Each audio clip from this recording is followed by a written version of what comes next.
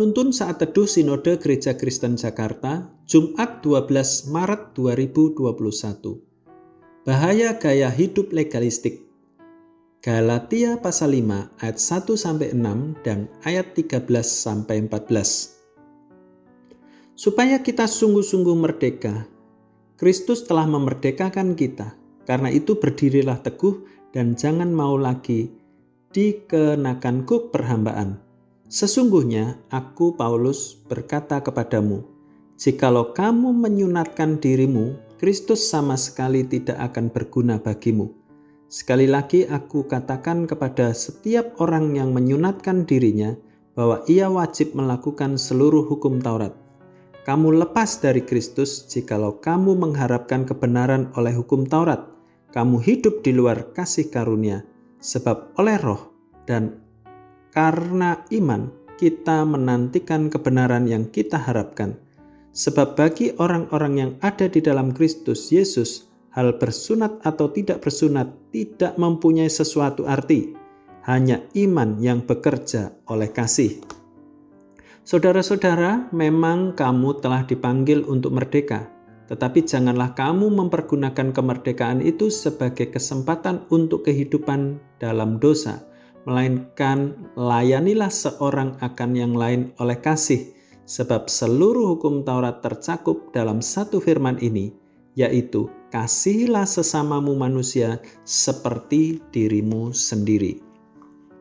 Seorang wanita ditinggal mati oleh ibunya.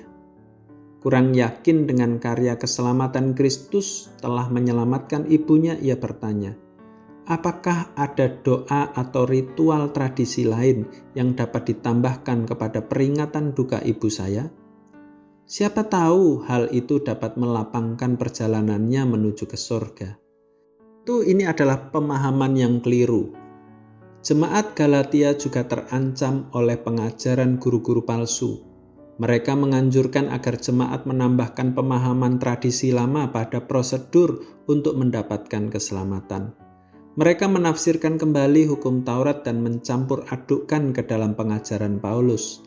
Salah satunya adalah tradisi sunat, yang katanya akan dapat menyempurnakan keselamatan dalam Kristus.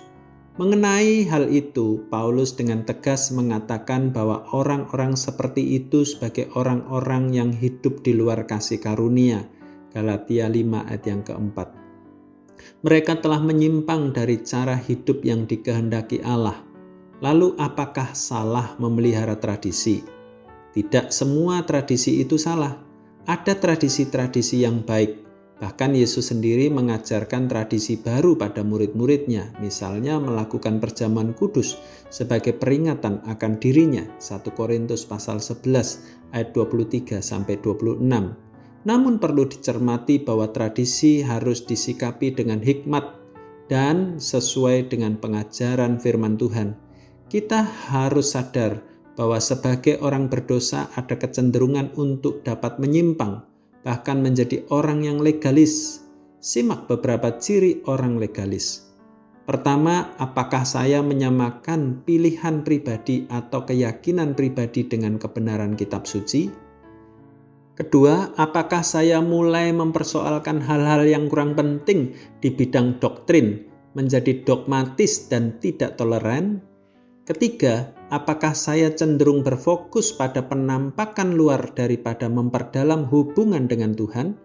Keempat, apakah saya lebih merisaukan hal-hal kecil dalam hal memberikan perpuluhan tetapi tidak menunjukkan kasih dan pengampunan kepada sesama? Jika Anda memiliki ciri-ciri di atas, ada kecenderungan bahwa Anda seorang legalis. Waspadailah pemahaman Anda dan belajarlah untuk mengoreksi diri. Memenjarakan saudara seiman di balik jeruji legalisme, tradisi, dan kehendak pribadi adalah penghinaan terhadap karya penebusan Kristus. Tuhan Yesus memberkati.